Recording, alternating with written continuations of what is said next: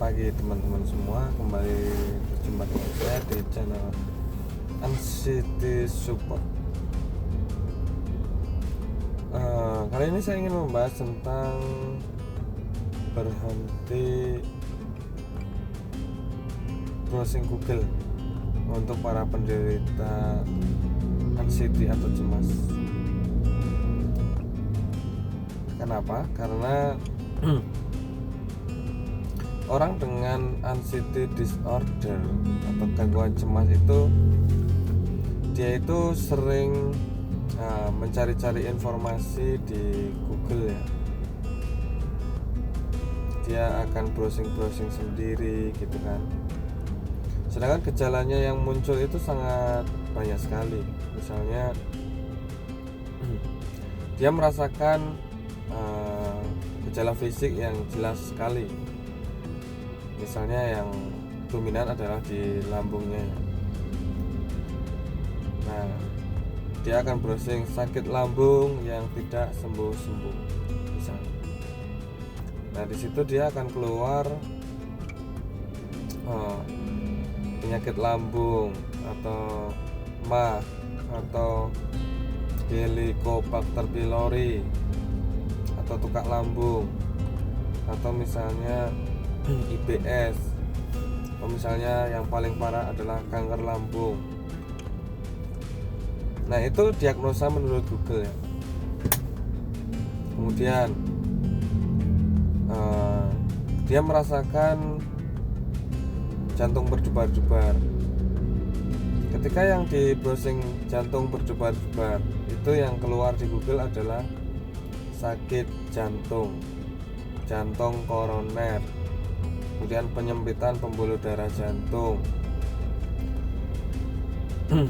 Lalu dia merasakan pusing keliengan gitu ya, dia akan browsing pusing keliengan. Yang keluar di situ adalah darah rendah, kemudian gangguan jantung, kemudian karena pusing sakit kepala yang ini keluar yang kanker otak.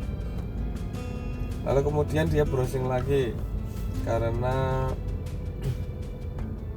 kram perut, yaitu banyak sekali ya kan, tadi hampir mirip dengan asam lambung yang tinggi, yaitu yang keluar adalah kanker lambung. Terus kemudian keluar lagi kanker usus gitu-gitu ya, karena kram. Padahal penderita gangguan anxiety, cemas, panik itu banyak sekali ya gejala yang dirasakan dari ujung rambut sampai ujung kepala.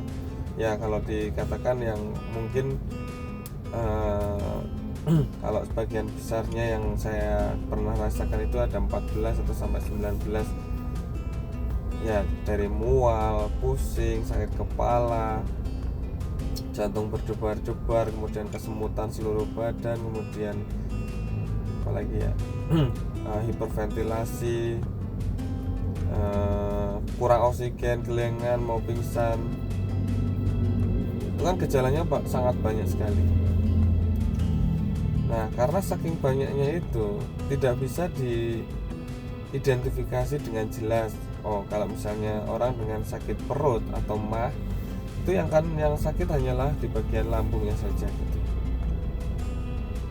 Tapi ini yang dirasakan itu sakit dari ujung rambut sampai ujung kepala ya, yang dirasakan itu.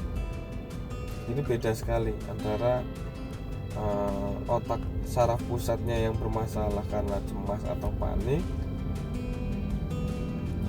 kemudian karena browsing karena saking banyaknya itu dia bingung kan ya, pasien itu karena bingung akhirnya browsing ke Google, cuman yang dicari hanya satu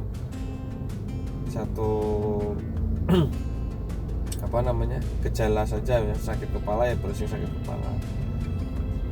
Nah, ketika Anda membaca tentang gangguan ansietas atau gangguan cemas atau asam lambung tinggi, baru tuh kelihatan ada banyak sekali gejala-gejala yang dirasakan. Coba mungkin Anda bisa cek di ChatGPT ya. ChatGPT itu tanya ke atau Meta AI tentang gejala yang dirasakan oleh gangguan cemas atau sakit asam lambung tinggi atau gangguan panik atau anxiety disorder. Pasti gejalanya akan muncul sangat banyak. Nah,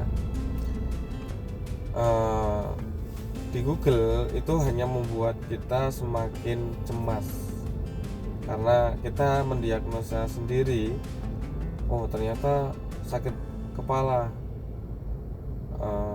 yang disebabkan karena sakit kepala ini bisa disebabkan karena kanker otak. Otomatis pikiran kita sudah menyimpulkan kalau kita itu sakit itu gitu. Atau kemudian sakit lambung, oh ternyata kita sakit lambung, ternyata bukan itu sakitnya.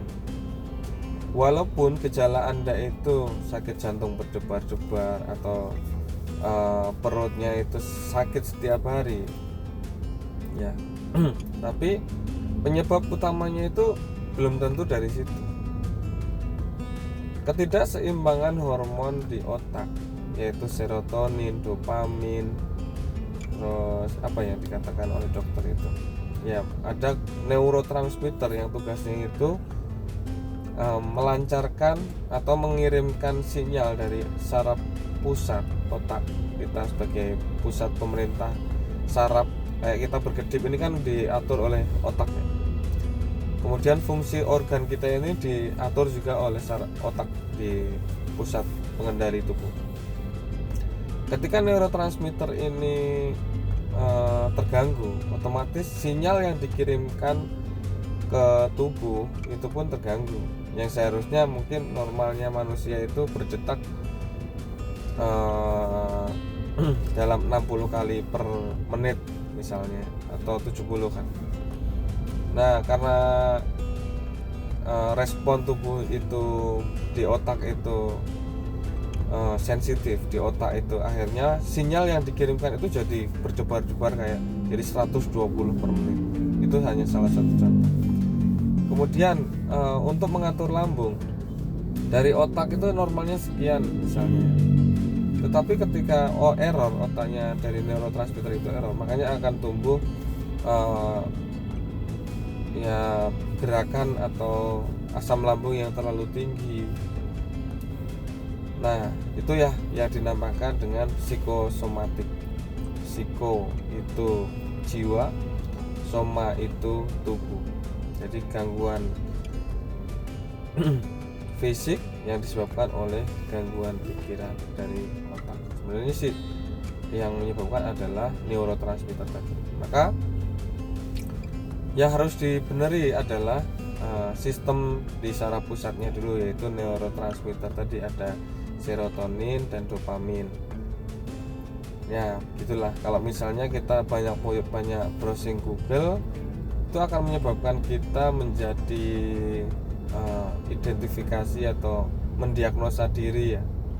Sedangkan kalau misalnya Anda pun datang ke dokter umum terus nggak sembuh-sembuh, nah itu udah mulai ditanyakan, kenapa kok saya nggak sembuh-sembuh ya dok? Itu karena stres. Saya nggak merasa stres dok gitu. Padahal orang yang kena anxiety itu dia sudah, badannya itu sudah nggak bisa menahan stres. Kena stres sedikit aja itu udah rasanya kayak pusing, keliengan, datang sendiri.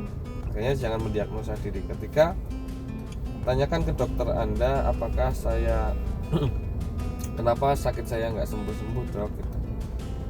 Nah, mungkin dokter umum itu juga udah mengerti ini sebenarnya bukan dari gejala fisiknya, atau mungkin ketika dilakukan tes semuanya badannya sehat, dokter Anda pun sudah berpikir kalau ini sebenarnya gangguan psikosomatik. Nah, ketika itu Anda rasakan gejala-gejala badan Anda dari ujung rambut sampai ujung kepala itu, ujung rambut sampai ujung kaki itu berasa sakit semua, ada gejala semua, mulai bisa dipikirkan untuk bahwa Anda kena psikosomatik. Berhenti, stop Google, cari pengobatan yang benar agar Anda tidak semakin terjerumus ke dalam cemas atau panik. Demikian tips pagi ini, mudah-mudahan bermanfaat. Wassalamualaikum warahmatullahi wabarakatuh.